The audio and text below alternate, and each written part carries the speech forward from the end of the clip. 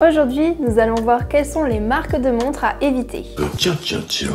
Et oui, l'horlogerie c'est compliqué. Des centaines de styles, des milliers de marques, des dizaines de milliers de collections, des centaines de milliers de modèles, des millions de versions. Ainsi, comment s'y retrouver, surtout lorsqu'on débute dans le milieu? Chez lecalibre.com, on a décidé de vous aider un peu. Vous aviez adoré le premier épisode, donc après maintenant 2 ans, voici le second. Mais avant de commencer, un rapide disclaimer. On rappelle que la seule chose qui importe, c'est qu'une montre vous plaise. Peu importe ce que vous lisez ou entendez, ici ou ailleurs. Les goûts et les couleurs ne se discutent pas. Notre but est simplement d'informer un public plus néophyte que sur nos vidéos habituelles.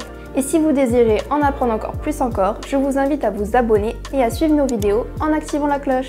Maintenant que tout est clair, je suis Mathilde pour lecalibre.com et on est parti pour découvrir ensemble 5 nouvelles marques de montres à éviter. La première marque que nous vous déconseillons est Guess. Vous connaissez certainement Guess pour leur implication dans le prêt-à-porter, mais ils produisent aussi un paquet de montres et d'après nous, ils auraient dû s'en passer. Les origines de la société prennent place aux États-Unis en 1981, lorsque les frères Marciano décident de se lancer dans la mode. Aujourd'hui, le siège social de Guess est en Suisse, mais ne vous laissez pas berner par cette information. Leur montre propose un rapport qualité-prix bien en dessous de la moyenne. Dans l'horlogerie, Guess est l'exemple parfait de la fashion brand, ce qui signifie que la marque est connue pour son succès dans la mode à différents niveaux et qu'elle décide de proposer des montres dans sa gamme d'accessoires. Comme toutes les fashion brands, Guess fait produire ses montres par des prestataires extérieurs spécialisés dans la montre cheap et flashy.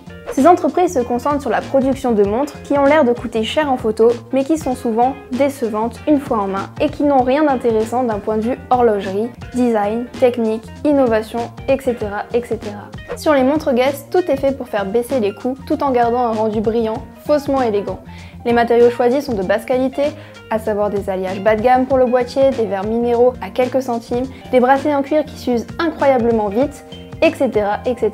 Pour ce qui est de la mécanique, ce n'est pas mieux. Les montres sont souvent entraînées par des mouvements à quartz parmi les moins chers de l'industrie et dont on ne sait rien. Quasiment aucune information n'est donnée sur les mouvements, leur provenance, leur marque, leur spécificité et j'en passe. Cette absence d'information indique pour nous que la marque s'adresse à une cible qui ne s'intéresse pas aux détails techniques et ça, ce n'est pas bon signe. Mais le pire, c'est probablement le contrôle qualité. En termes de design, on le rappelle, les goûts et les couleurs ne se discutent pas. Même si pour nous, les collections de montres Guess représentent souvent de très bons exemples de très mauvais goût. Ce qui se discute en revanche, c'est la copie de design inexistant. Utiliser un design à succès chez une marque de renom et en faire un copier-coller sans les citer est pour nous une insulte au travail des designers, une insulte à la marque de base et une insulte aux clients. Si vous voulez une vidéo sur les montres hommages, leurs limites, leur influence sur le marché et autres, dites-le nous en commentaire. Pour prendre l'exemple de ce que l'on avance, voilà une Guess qui est simplement appelée montre analogique acier. Une montre quartz en acier de 41 mm au prix de 179 €. Et voilà une Chopard Alpine Eagle Large, une montre en acier spécifique ultra résistante appelée Lucent Steel A223, elle aussi de 41 mm. Entraînée par un mouvement automatique manufacture certifié chronomètre, ce qui atteste d'une haute précision. Prix de vente 13 600 €. Il est très clair que la Guess reprend les lignes de la Chopard, ses couleurs, ses index, ses vis, son bracelet et autres détails. Le tout exécuté sans effort, avec des finitions honteuses, un mouvement à quartz dont on ignore la provenance et un rendu général cheap et triste. On retrouve le même concept avec cet essai d'imitation de la Rolex Day-Date. La montre avec un dateur en acier silver vendu 185 € avec un mouvement quartz inconnu, une étanchéité à 5 atm et une taille de 42 mm. D'autres pièces ont des designs un peu plus neutres et moins ouvertement copiés sur ceux de grandes maisons. Mais le rapport qualité-prix reste décevant. Bref, vous l'aurez compris, d'après nous, Guess c'est next, donc on passe à la prochaine marque. Next. Tant pis pour toi. La prochaine marque à éviter est Cluse. La marque de montres Cluse a vu le jour en 2013 à l'initiative de 2 Néerlandais, Rudyard et Ed. Ce nom de marque est inspiré d'un petit village français de Haute-Savoie du nom de Cluse, situé entre Chamonix et Genève. Cette ville est historiquement liée à l'horlogerie en raison de ses activités de décolletage. Une inspiration qui annonce de belles choses pour la marque, n'est-ce pas? Eh bien malheureusement non. Il dit qu'il voit pas le rapport. Dès le début, la marque annonce vouloir proposer des designs intemporels et minimalistes pour des montres accessibles et élégantes. Si vous avez regardé notre premier épisode des montres à éviter, cela vous rappelle quelque chose. Et oui, bingo! Daniel Wellington. C'est une adaptation plus ou moins flagrante de Daniel Wellington, mais qui se concentre sur la montre pour femmes. En termes de communication, on reste sur des noms français avec des collections La Roche, La Bohème, La Minuit et autres termes plus ou moins galvaudés, voulant donner une image artistique, profonde et réfléchie. Cela peut donner envie, mais dans les faits, ces montres sont on ne peut plus basiques et les marges appliquées sont délirantes. Contrairement à la marque précédente et à d'autres dont nous reparlerons plus tard, Cluse ne peut pas s'appuyer sur une image de marque déjà reconnue dans la mode ou ailleurs. Elle a donc dû se créer une réputation dans le but de valoriser ses produits. Pour ce faire, les influenceurs Instagram ont représenté une belle partie du budget communication. On en avait d'ailleurs parlé dans une vidéo à propos des montres des youtubeurs français, en découvrant un placement de produit Cluse au poignet de Lena Situation, jeune vidéaste qui est aujourd'hui l'influenceuse la plus puissante du monde d'après le Media Impact Value de Launchmetrics. Parmi les autres influenceuses importantes endossant la marque, on peut citer Caroline Receveur, Stéphanie Durand et bien d'autres encore. En travaillant avec ces personnalités, la marque s'assure de toucher des millions de consommateurs potentiels qui associeront la marque avec un lien de proximité et de confiance. De manière générale, si vous voulez notre avis, méfiez-vous des marques de montres qui font des placements de produits avec des influenceurs ou des influenceuses lifestyle et mode. C'est pour nous une preuve que la cible du produit est jeune, néophyte en termes d'horlogerie et plus à la recherche d'accessoires éphémères trendy plutôt que de montres à proprement dit. En ce qui concerne les calibres, on retrouve dans la quasi-totalité des pièces de mouvement à quartz japonais. L'un des plus utilisés est notamment dans la collection Minuit et le Miyota 2025, un mouvement classé dans les basiques chez le fabricant et qui se trouve à moins de 4 $ sur le net, ce qui signifie que la marque les paye très certainement moins de 2 $ lors des commandes en gros. Sachant que ces modèles qui en sont équipés annoncent un prix catalogue de 99,95 €, on peut commencer à se poser des questions. Certes, le prix doit prendre en compte la montre dans son entièreté, mais au vu de la qualité de l'acier, des finitions, des gravures et autres, difficile de croire que la montre entière coûte plus de 5 ou 10 € à produire. Tout est basique, fait par des prestataires sans rapport avec l'entreprise, dans des moules existants avec des procédés classiques et des pièces standards. Cluse propose de très nombreux modèles différents, le plus souvent vendus entre 79 et 159 €, avec la majorité tournant autour des 100 €. Cela peut paraître accessible pour une montre, sauf qu'en quelques minutes de recherche sur un site comme Alibaba, on découvre des montres relativement proches, équipées elles aussi d'un mouvement à quartz japonais, pour des prix tournant parfois autour de 10 $, 5 $, voire quelques centimes seulement. Certains designs sont un peu plus travaillés mais deviennent alors de grossières copies de pièces reconnues dans l'industrie. La collection Féroce Mini s'équipe elle du calibre Epson Y120 F1, prix de vente chez un revendeur français choisi au hasard, 2,50 € hors taxe pièce. Prix de vente de la montre, 109,95 €. Combien ? Encore une fois, du verre minéral plat, de l'acier basse qualité, des index en applique et un cadre ensoleillé certes, mais un rendu général qui ne fait pas rêver et un contrôle qualité presque inexistant. La collection Le Tétragone et ses montres carrées sont assez sympas, mais le calibre VJ20 qui l'entraîne se trouve encore une fois sans chercher à 3,90 € hors taxe chez un fournisseur français, pour un prix de vente de la montre aux alentours de 99,95 €. Bref, comme on le disait en introduction, nous ne voyons absolument aucun inconvénient à produire des montres d'entrée de gamme avec des matériaux et des designs simples. Le problème, c'est de les vendre à des prix bien trop hauts en se basant sur un marketing agressif. Ça nous arrive à tous de payer parfois trop cher une marque, Starbucks, Apple et j'en passe. Mais en général, c'est parce qu'on estime que ça vaut le coup. Or ici, ce n'est pas le cas. En discutant avec un horloger, on a pu apprendre qu'il recevait beaucoup de montres Cluse ayant été portées pendant 2 ans ou moins, avec des aiguilles déchaussées, des index qui se décollent, des plaquages qui s'usent et autres. Cependant, si un modèle de chez Cluse vous plaît ou si vous pensez qu'il plaira à quelqu'un pour un cadeau, alors faites-lui plaisir. Il est possible qu'avec un peu de chance, la montre fonctionne plusieurs années sans problème. Mais ayez conscience de ce que vous achetez.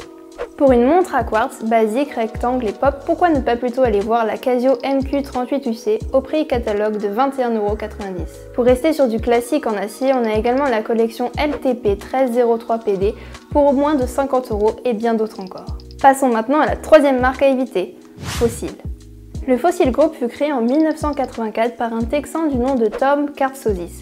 Le nom Fossil est d'ailleurs un clin d'œil au surnom que Tom et son frère Costa donnaient à leur père. Ce groupe inclut aujourd'hui des marques telles que Skagen, Zodiac, Relic, mais aussi celle qui nous intéresse aujourd'hui et qui prend le nom du groupe lui-même, Fossil, l'une des fashion brands les plus connues du monde. Le groupe Fossil produit aussi les montres de marques bien connues comme BMW, Emporio Armani, Puma, DKNY, mais aussi Diesel. Marque qui déchaîne les passions et dont nous avions parlé dans notre épisode 1 des montres à éviter. Ça commence alors très mal. Le groupe possède aussi des sites de production en Suisse, aux États-Unis, mais surtout en Chine. On rappelle que le simple fait que les montres soient produites en Chine ne signifie pas forcément qu'elles sont de mauvaise qualité, certaines usines étant équipées de machines suisses ou européennes, opérées par des équipes formées par des experts en provenance de certains des berceaux de l'horlogerie mondiale. Comme on a pu le voir par exemple dans notre vidéo sur la Tiga Blue Planet, on trouve aussi des montres chinoises au rapport qualité-prix décent. Sur la masse oscillante de la Tonsman 48 mm automatique par exemple, on peut lire 20 Jewels Fossil China. C'est déjà un bon point de ne pas tenter de le dissimuler.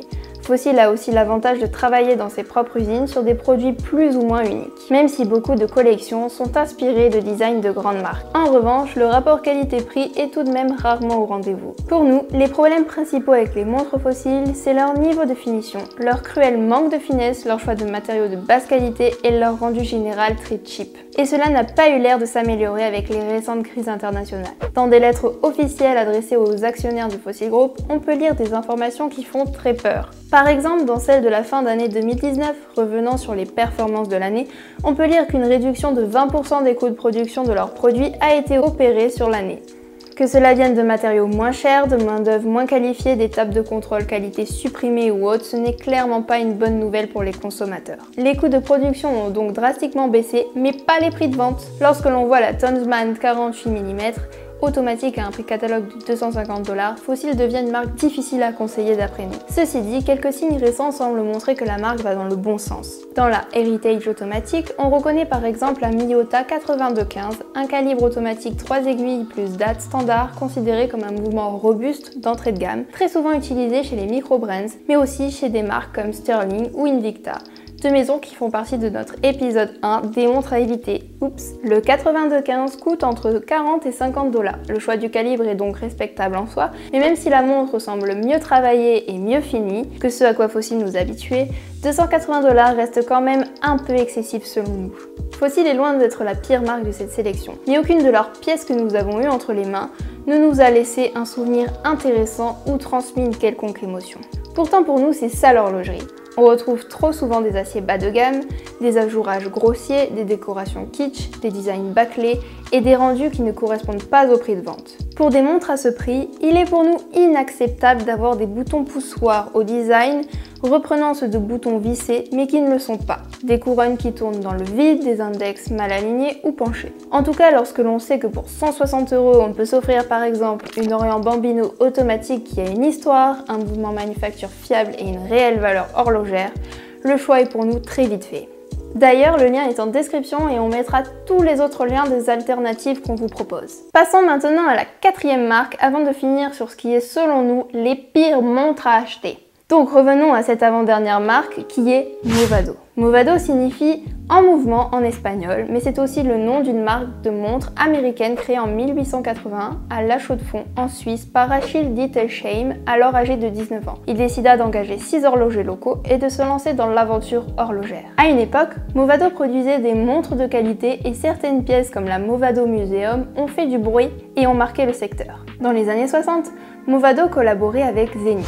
Certains de leurs chronographes étaient d'ailleurs entraînés par le célèbre El Primero. Il semble que la marque ait aussi collaboré avec Jaeger-LeCoultre ou encore Vacheron-Constantin. Certaines de leurs pièces étaient superbes et avaient une vraie valeur horlogère, une âme, une personnalité et une fiabilité certaine. On peut par exemple évoquer la Subsea 1970, le chronographe 1936 ou encore la Triple Date 1950 qui sont des pièces intéressantes et recherchées. Mais depuis, les choses ont bien changé.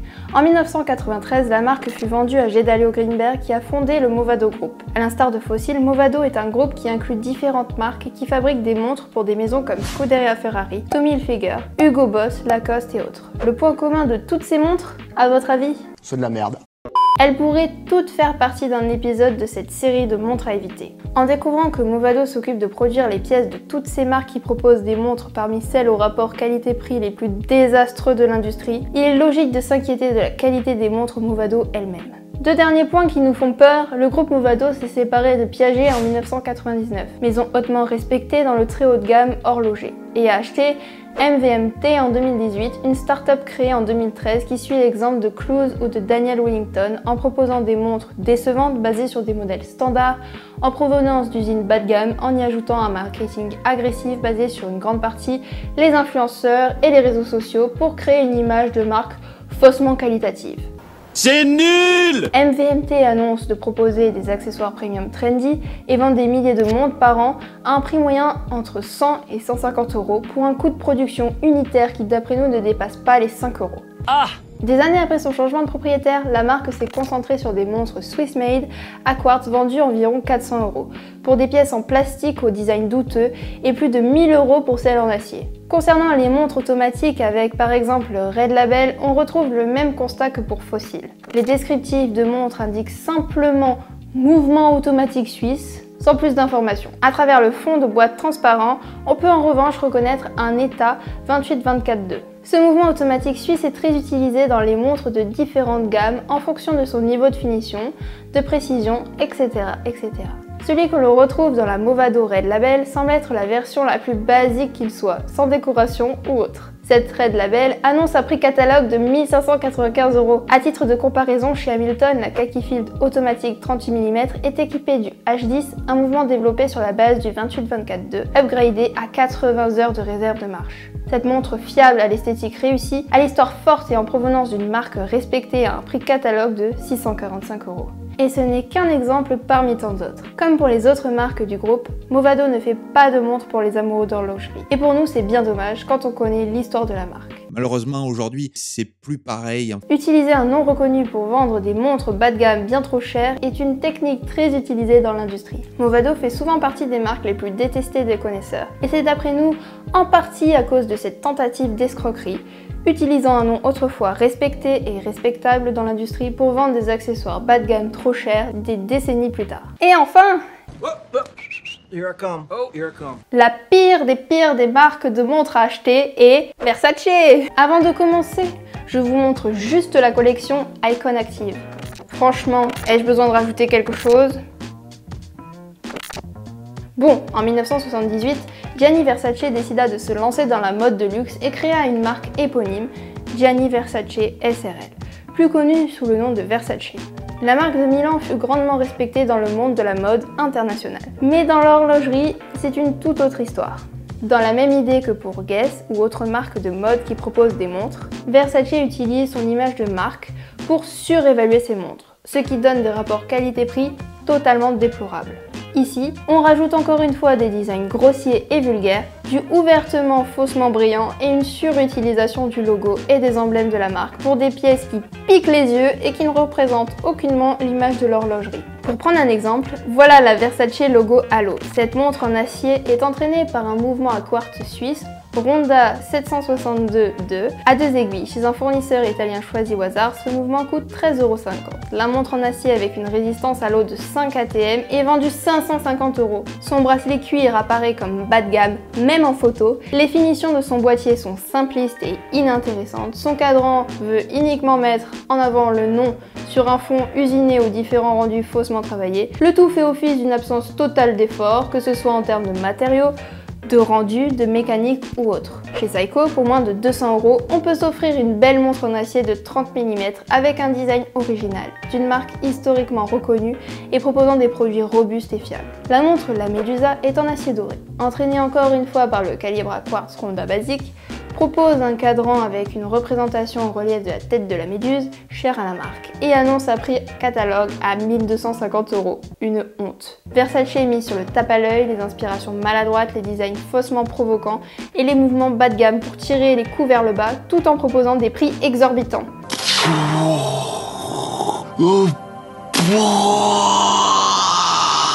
Si vous avez d'autres marques qui vous viennent en tête, notez-les nous en commentaire. Si vous n'êtes pas d'accord, n'hésitez pas non plus à nous le faire savoir et à nous dire pourquoi. C'était Mathilde et je vous dis à la prochaine.